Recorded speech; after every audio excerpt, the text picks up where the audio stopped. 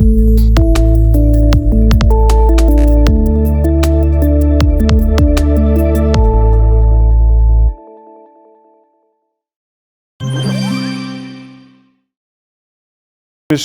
chers internautes de Dabar TV, bonjour.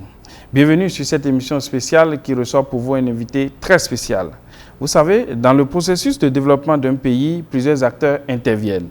Si certains, appelés les gouvernants, ont pour rôle de mettre en œuvre leur vision après avoir eu la confiance du peuple, d'autres, par contre, se donnent pour rôle d'avoir une vision critique vis-à-vis de ces dirigeants afin de leur permettre d'aller au-delà de leurs ambitions et tenir compte de certaines réalités qui les échappent compte tenu de leur position. Notre invité aujourd'hui a choisi de se positionner du côté de ces acteurs qui portent un regard critique vis-à-vis des gouvernants. Mieux encore, il va au-delà en faisant des propositions. Tout récemment, il a franchi une autre étape, celle de l'action sociale. Il s'agira alors, au cours de cette émission, de mieux connaître notre invité, de chercher à comprendre ses motivations et surtout de parler de ses projets de promotion de l'entrepreneuriat, de la jeunesse, de construction d'écoles, etc. Chers internautes, nous recevons pour vous Richard Boni Ourou. Il est politologue et consultant béninois et il vit au Canada. Monsieur Richard Boni Ourou, bonjour. Cher frère, merci d'être venu ici. C'est un plaisir pour nous de vous recevoir sur Dabar TV. Écoutez, c'est moi qui suis honoré de pouvoir parler à vos auditeurs aujourd'hui. Alors, à part ce que je viens de dire, politologue, bénino-canadien, vivant au Canada, qu'est-ce qu'on peut savoir d'autre sur Richard Boni Ourou? Je pense que vous avez déjà presque tout dit. Je suis politologue socio-économiste. C'est vrai que je vis au Canada, mais je suis beaucoup plus béninois. Vous préférez... Je préfère qu'on dise plutôt béninois que bénino-canadien. Parce qu'aujourd'hui, quand vous dites bénino-canadien, ça me marginalise un tout petit peu. Les gens se disent peut-être qu'il n'est pas impliqué dans les réalités du pays. Or, c'est tout le contraire. D'accord. Merci beaucoup. En tout cas, c'est un plaisir. Et je suis un plaisir pour les téléspectateurs également de vous entendre. Alors, depuis quelques années, vous émettez des avis sur l'actualité politique nationale au Bénin. Vous faites des propositions. Est-ce que vous avez l'impression que vous êtes écouté par les dirigeants à qui vous faites des propositions, des dirigeants sur qui vous portez un regard critique en ce qui concerne leur gouvernance? Est-ce que vous avez l'impression que vous êtes écouté? Vous savez, la différence entre ce que nous faisons en termes de critique et ce que fait la majorité des personnes, c'est que nous ne critiquons pas d'un point pour des intérêts politiques. Mais nous critiquons réellement compte tenu de ce que vivent les populations. Et en même temps que nous critiquons, nous apportons en même temps des solutions. C'est-à-dire que nous proposons des solutions tout en critiquant, tout en disant, écoutez, là, il y a des faiblesses et ces faiblesses-là peuvent être renforcées de telle autre manière pour pouvoir faire l'équilibre. Ce qui fait que je suis certain même que nous sommes très écoutés par les dirigeants du Bénin, qui nous avons remarqué plusieurs fois et beaucoup d'autres d'amis nous disent souvent que dès que nous émettons un avis, par exemple, dans les semaines, mois à venir, c'est tout de suite corrigé. D'accord. Alors, et qu'en est-il du peuple? Parce que si vous émettez ces critiques, si vous émettez ces réserves par rapport aux réformes, par rapport aux actions du gouvernement, c'est pour impacter le peuple. Est-ce que vous pensez que le peuple béninois aujourd'hui sait ces efforts que vous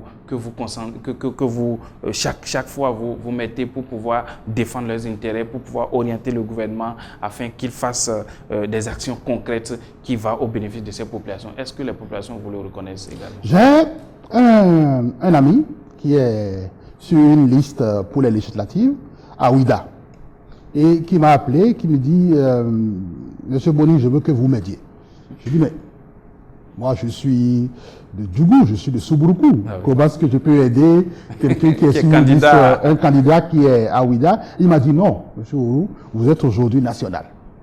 Alors c'est pour dire un peu que aujourd'hui les efforts que nous faisons ont une envergure nationale. D'accord. Les populations sur relativement tout le territoire béninois reconnaissent nos efforts, ils nous suivent.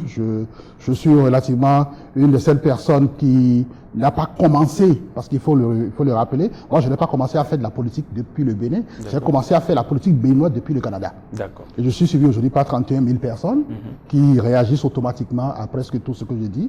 Et mes actions sont assez diversifiées, sinon décentralisées sur presque tout l'étendue du territoire. Je n'ai pas choisi, comme certaines personnes, une région en particulier, mais j'essaye de décentraliser mes efforts pour que ça puisse atteindre l'ensemble des populations béninoises. D'accord. Nous allons revenir sur vos actions sociales et vos actions au niveau du pays, mais en parlant de politique, dites-nous quel est le reproche que vous faites au gouvernement en place en termes d'action, en termes de programme d'action. Qu'est-ce que vous leur reprochez concrètement? Je pense d'abord, pour être franc, que le gouvernement n'a pas un programme d'action précis. D'accord. Je pense qu'il y a... ça fait le deuxième mandat que le gouvernement met en œuvre un programme d'action. Nous avons vu le lancement du premier programme. Oui, mais qui aboutit à quoi? Il y a eu des réalisations. Nous avons aujourd'hui des... Majoritairement, vous me parlerez d'asphaltage. Oui, mais l'asphaltage, c'est l'un des projets phares du gouvernement qui a été mis en œuvre. Et nous avons vu des actions aujourd'hui. Vous allez à Cotonou. Cotonou a changé de visage. Et beaucoup d'autres villes.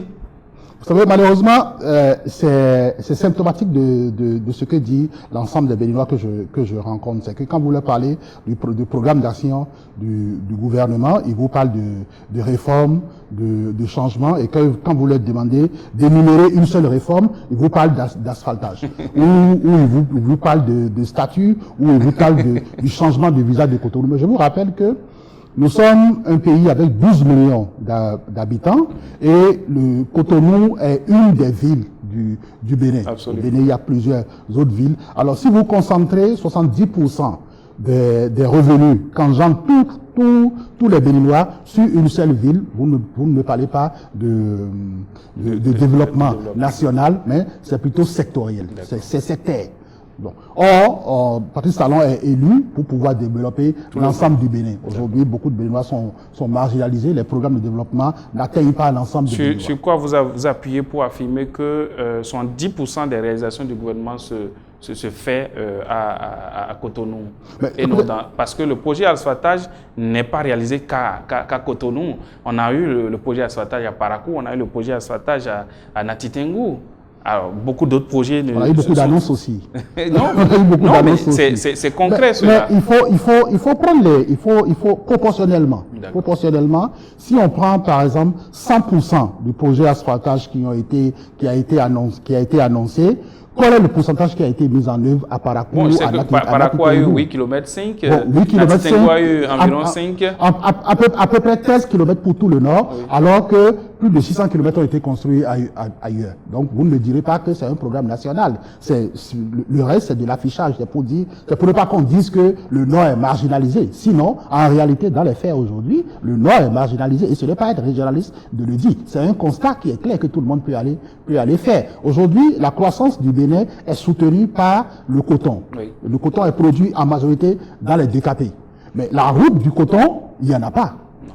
Je lis, et c'est d'ailleurs bien que ce soit avec vous que je suis en train de faire ce débat, je lis souvent sur votre presse que vous défendez des petits ponts qui tuent des populations, les routes des décapés. Aujourd'hui, quand je vois des photos que vous publiez à la une de votre journal, et je vous remercie d'ailleurs pour ce travail que vous faites, je vois des photos que vous publiez où des camions qui vont chercher ce qui booste la croissance béninoise, là où ça quitte, où il n'y a pas de voie. Alors, la question est de savoir quelles sont les priorités pour le programme de développement. Est-ce que la priorité, c'est de faire des routes là où les gens ne produisent pas? Parce que à Saint-Michel, à Garito, à la Haye-Ville, ce sont des consommateurs, ce ne sont pas des producteurs.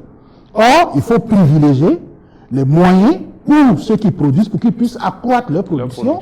Et ensuite, maintenant, parler des autres. Mais on fait totalement le contraire. Juste parce que, bon, on a envie qu'après 5 ans, nos amis et autres puissent voir quelque chose. Donc, on concentre tout là où tout est déjà pratiquement fait. Donc, il faut décentraliser les programmes de développement. Il faut aller ailleurs. Le Nord, aujourd'hui, il faut le dire, est marginalisé. La jeunesse du Nord, aujourd'hui, n'a pas d'avenir. son avenir est en train pratiquement d'être hypothéqué au profit d'une seule région où les gens, parfois, moi je connais faut pas oublier que ma mère est du Sud, hein, donc je ne suis pas en train de le dire en tant que seulement nordiste. Je suis 50% du Nord, 50% du Sud. Je connais, j'ai grandi au Sud, j'ai grandi à Cotonou. J'ai des amis qui me disent qu'il y a des routes qui sont au Sud, qui ont été faites, qui ne sont même pas pratiquées. Or, au Nord, ces routes-là sont demandées pour pouvoir produire, pour que la production, pour que l'échange puisse être intensifié. Comme vous en avez l'habitude, quelles sont les propositions que vous faites au gouvernement en termes de développement de la politique de réalisation des infrastructures pour que, au même moment que des réalisations se font à Cotonou, dans la région du Sud, que cela soit fait également dans la région du Nord? Je pense qu'il faut juste avoir une vision globale. D'accord. Il faut penser aux priorités. Quelles sont nos priorités aujourd'hui? La priorité aujourd'hui, c'est de pouvoir trouver des moyens de production qui puissent permettre de booster ou soutenir la croissance. Ce qui soutient la croissance aujourd'hui, malheureusement, c'est l'agriculture. Oui. L'agriculture est en majorité faite au nord. Donc, il faut trouver les moyens de transfert comme on appelle, des produits agricoles vers le sud pour pouvoir maintenant les exporter. Et vous ne pouvez pas créer des infrastructures routières que vous mettez à la Haie-Vive, à Fifadi et autres, alors que les zones où on fait de la production qui nous permettra de nous autonomiser, il n'y a pas de route, il n'y a pas d'infrastructure dans ces zones-là. Vous marginalisez les personnes qui davantage sont frustrées. Aujourd'hui, ça produit ce que ça produit. Il y a le djihadisme, il y a tout. Donc, dans quelques années, si nous ne savons pas... Vous pensez que le développement déséquilibré du pays peut engendrer le djihadisme ou peut être à la cause... c'est une des causes, sinon c'est la cause même. Comment ça peut s'expliquer? Aujourd'hui, avec la décentralisation des moyens de communication ou on va dire la démocratisation de l'information, chaque personne a un téléphone portable. Oui. Les gens sont dans des forums. Et même ceux qui ne savent pas lire sont dans des forums Batonou, des forums Yom, des forums, moi je suis dans plusieurs forums comme ça. Des forums de Liga, avec les audios. Et les gens communiquent avec des audios. Donc, imaginez qu'un type, par exemple, qui est à Kérou, par exemple, et qui s'est levé à 5 heures du matin, qui a fait du coton, dont le fils est alité, ou le fils est renvoyé pour sa scolarité, et qui apprend dans un forum qu'on dit que le Bénin est le premier producteur de coton, et que le coton a rapporté tel milliard à telle personne, il y a une frustration. Parce que lui, il dit, mais ce coton-là dont nous sommes premiers, je viens de participer à l'avoir. Oui. J'ai fait 5 hectares de coton. Mais mon fils la machette vient de couper mon fils et je ne peux même pas. Le prochain dispensaire est à 7-10 km de mon domicile. Et quand je vais même dans ce dispensaire-là, tout ce qu'on nous donne, il n'y a même pas d'antibiotiques. C'est Efferalgan et aspirine qu'on nous donne dans cette dispensaire-là. Je n'ai pas de couverture médicale, je n'ai pas, l'école pour mon enfant n'est pas gratuite, je n'ai pas de crédit scolaire, il n'y a rien. Et pourtant, ma production permet d'honorer mon pays. Mais il n'y a aucune contrepartie pour moi. Il y a une frustration. Ah oui. Et c'est l'accumulation de ces frustrations-là qui crée le djihadisme que nous supportons aujourd'hui, malheureusement. Mais le problème, c'est qu'il ne faut pas faire en sorte qu'une région soit déstabilisée au profit d'une autre. Parce qu'aujourd'hui, on construit des infrastructures avec qu'on appelle les revenus de la croissance du coton. On construit des infrastructures au sud, on construit des statues, on embellit le sud, on veut faire du sud comme on appelle une zone touristique, et progressivement on va délaisser le coton. Dès qu'on a délaissé le coton, on a délaissé le nord. Oui, mais au même moment, des infrastructures sont annoncées dans le nord. La route du coton a été lancée il y a 1 an. Djougou, qui doit relier Djougou, Péonko, Kérou et Banikwara.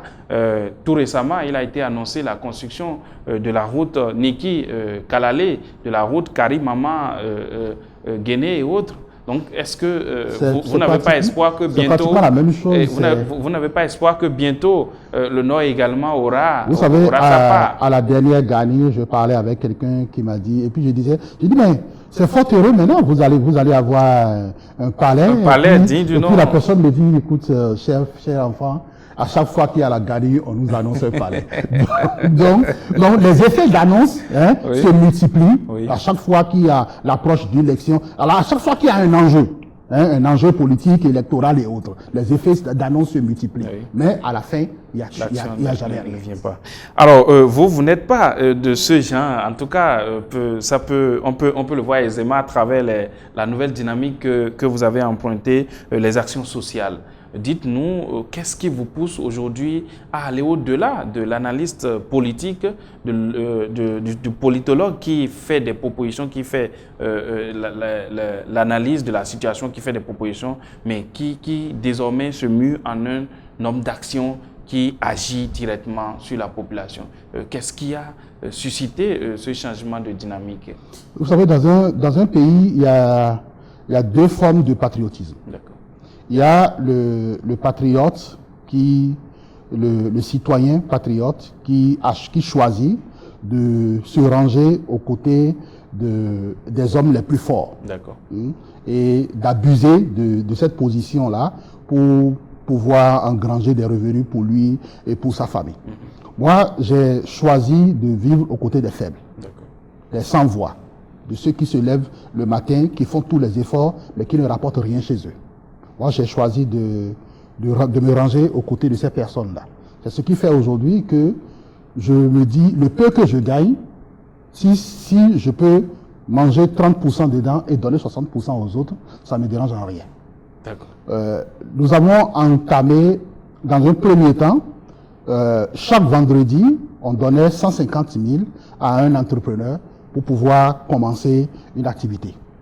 Et plus tard, nous avons remarqué que 3 mois ou 4 mois après, les gens revenaient toujours avec des petits problèmes. Et les mêmes personnes à qui? Les mêmes personnes. D'accord. Et quand on analyse les problèmes, c'est juste parce que ces personnes-là ont des difficultés à formuler clairement leur business, à savoir quel est leur marché, quelle est leur cible et qu'est-ce qu'il faut, comment il faut formuler l'offre, comment il faut présenter l'offre. Alors, il leur manquait maintenant beaucoup de formation. Et en même temps, nous disions, écoute, dans le pays, quoi que ce qu'on dit, il y a des financements qui sont mis à disposition, mais qui ne sont pas connus, qui ne sont pas su des populations. Donc, il faut donner des formations dans le domaine de l'entrepreneuriat, mais une formation complète. Parce que la différence entre la formation que nous offrons et la formation qu'offre le gouvernement, c'est que le gouvernement offre une formation de masse. Et moi, récemment, j'ai envoyé des gens en espion, si vous voulez, pour écouter la formation qu'offre le gouvernement. C'est plutôt du brainwashing que les gens font. J'ai écouté, on m'a fait toute une vidéo de formation. C'est que au lieu de vous donner une formation, on vient vous donner des informations politiques sur ce que fait le gouvernement. Donc c'est comme si quand vous sortez de là, vous irez voter pour le gouvernement. Donc ce n'est pas vraiment de la formation, c'est comme une idéologisation de masse qu'on fait. Nous ne le sommes pas. Malgré que moi j'ai des positions politiques, les formations que nous donnons sont totalement dénuées de toute intention politique. On ne parle pas j'ai interdit à mes formateurs de parler de questions politiques lors des formations.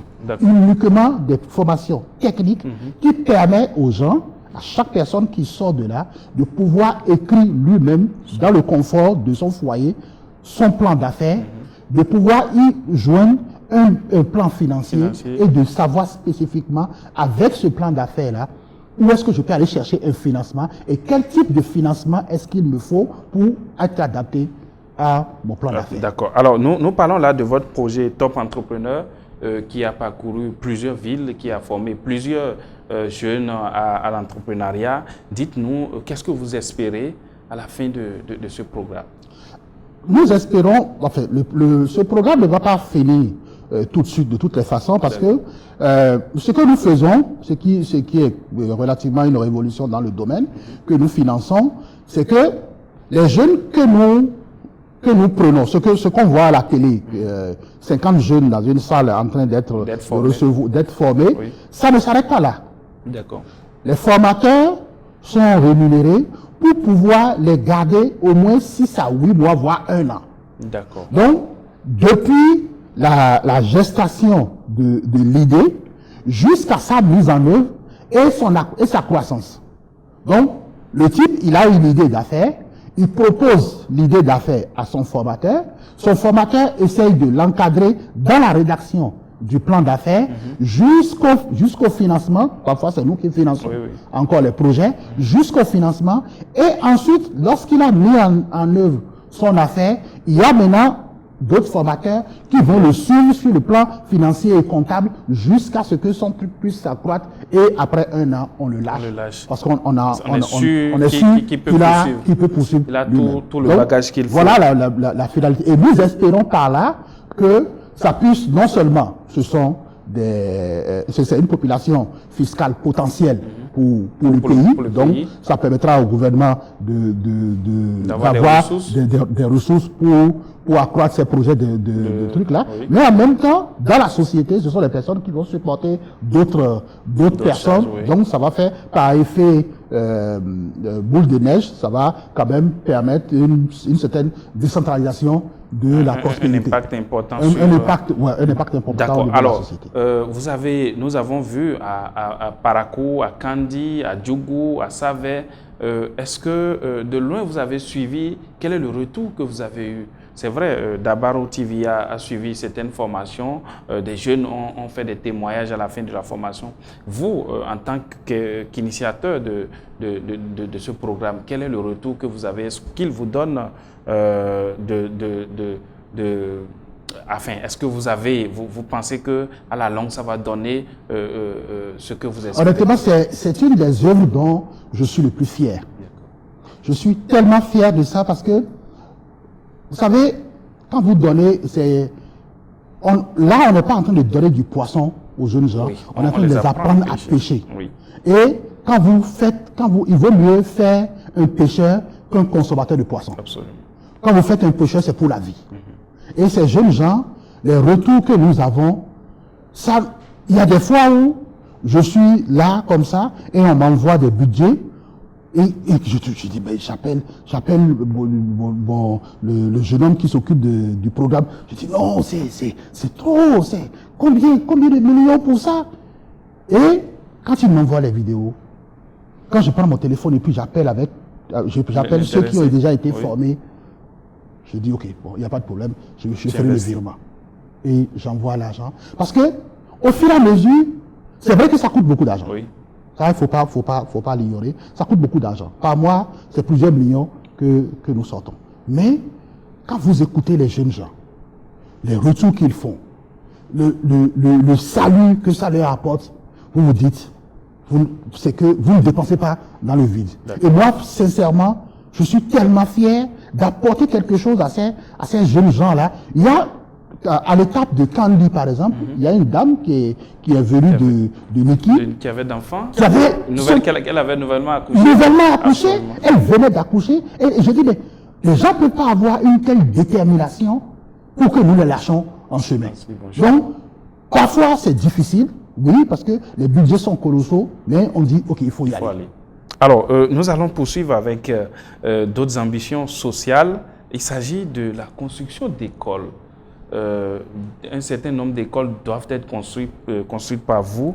Dites-nous, pourquoi vous allez vous mettre à construire des écoles? Vous savez, moi, je suis un fils de pauvre. Mes parents, c'est vrai, mon père était banquier, mais moi, j'ai vécu du côté de ma mère. Et ma mère est une, paix à son âme, était une femme battante. Elle se battait, elle se levait à 3 heures du matin pour prendre un camion, aller au Niger, aller vendre là-bas, revenir à Gaïa pour nous soutenir à l'école, au quartier Gaïa à Parakou, là où je suis né. Donc, j'ai vécu dans cette dynamique-là, où je connais la souffrance des gens. Quand je suis arrivé à Cotonou, j'habitais à Jéricho et j'allais au CEG Bégamin. Je marchais presque 6 km. Par jour, on faisait au moins 24 km. Et à un moment donné, j'ai arrêté l'école avant de recommencer. C'est en cela que je remercie le Canada, sincèrement, parce que c'est le Canada qui m'a permis de... Je peux dire que je ne dois rien au Bénin. Sincèrement, parce que au Bénin, je n'ai jamais reçu même un marché de 5 000 francs CFA.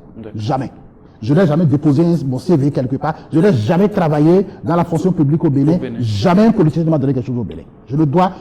Le Bénin m'a donné seulement la vie et le nom que je porte. Oui. Mais je suis foncièrement béninois. À un moment donné, j'ai arrêté parce que la souffrance était trop. Alors aujourd'hui, quand je vois, nous avons une école par exemple, cette école-là me tient beaucoup à cœur, l'école de Benaou, que j'ai décidé de construire. C'est dans quelle localité? C'est dans la Donga, à Djougou. Oui. Cette école-là par exemple, l'école, il y a 2 salles dont une seule est relativement fonctionnelle. Et c'est même en banco. Ce sont les villageois qui se sont regroupés, qui ont construit. Fait quelque chose.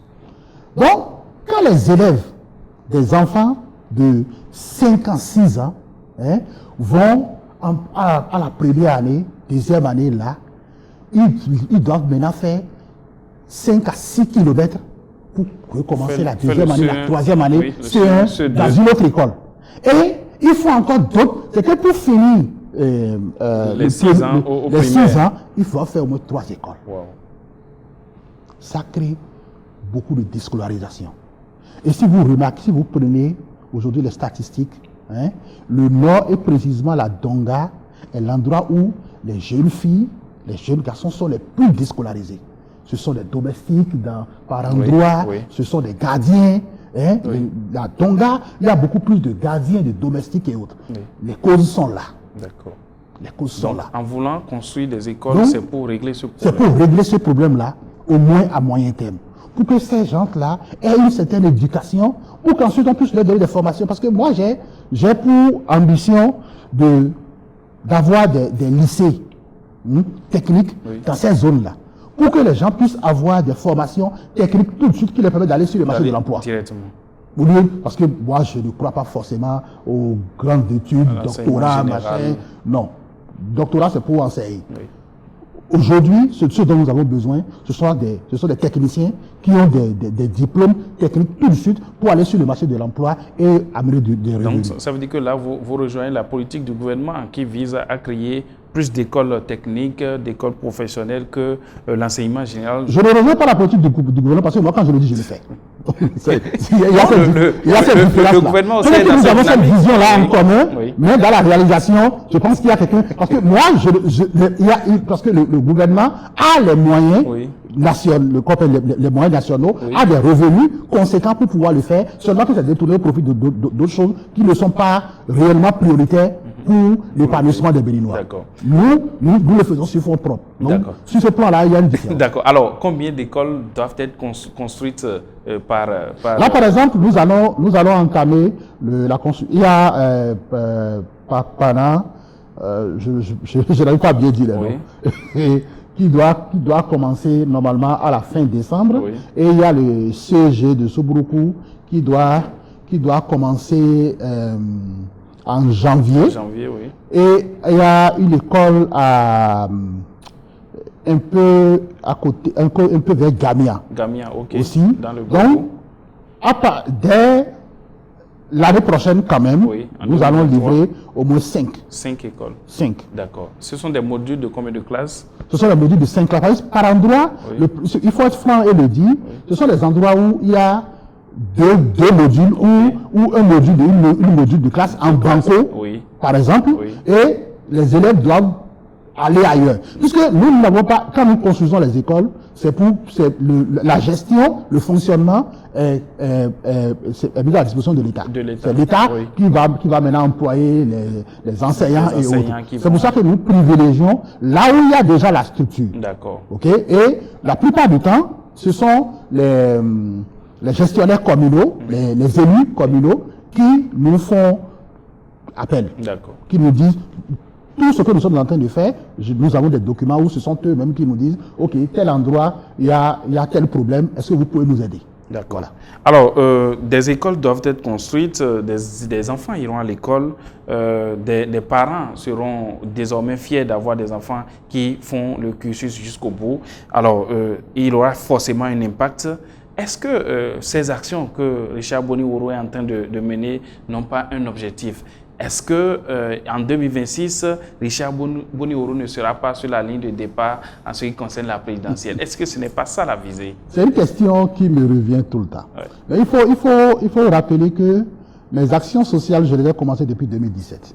Depuis 2017. 2017. D'accord. Et en 2021, je n'ai pas été candidat. Après ça, il y a eu une élection. Il y a eu 2 élections même. Ouais. Il y a eu l'élection de 2019, Oui. les législatives, législatives. je n'ai été sur aucune liste. D'accord. En 2021, je n'ai été sur aucune liste. 2023, je ne suis sur aucune liste. D'accord. 2026, on verra. Alors, mesdames et messieurs, vous l'avez compris, nous avons abordé plusieurs sujets au cours de cette émission. Nous avons parlé des ambitions sur le plan social de Richard Boni Oro. Vous avez suivi ses explications en ce qui concerne la construction des écoles, en ce qui concerne la formation des jeunes à l'entrepreneuriat. Vous l'avez déjà aussi écouté en ce qui concerne son regard critique sur la gestion du pouvoir, la politique de développement du pays qui semble oublier un côté du pays. Vous avez sans doute aimé à entendre toutes ces explications. Alors, M. Richard Boni Oro, pour finir, quel sera votre mot de la fin? Je voudrais rappeler, je voudrais être prétentieux et dire que ce serait un rappel à l'ordre de nos dirigeants. Je voudrais leur rappeler juste l'envergure de leur mandat. Patrice Talon a un mandat national. Oui. Ce n'est pas un mandat sectaire. Il n'est pas élu pour le Sud. Il est élu pour l'ensemble du territoire national. Oui.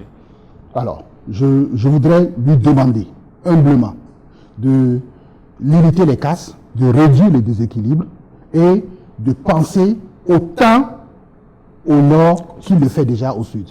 Il fait un travail honorable au sud, on va dire.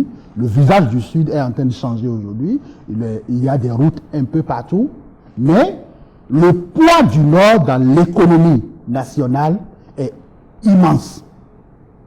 Le poids du nord, il est même fondamental. Il est fondamental. C'est le nord, c'est la production agricole, tout ce qui vient du nord, qui soutient la croissance. Donc, l'économie béninoise, les revenus, les ressources de l'État, la majorité se repose sur le travail, l'effort de nos parents au nord. Donc, il est normal et même exigé que nos parents du nord soient privilégiés, qu'on se souvienne d'eux et qu'on récompense leurs efforts. Parce qu'autrement, en voulant chercher à se récompenser eux-mêmes, ça pourrait créer un déséquilibre, des violences. Alors, les violences, ce n'est pas ce que nous souhaitons pour le Bénin.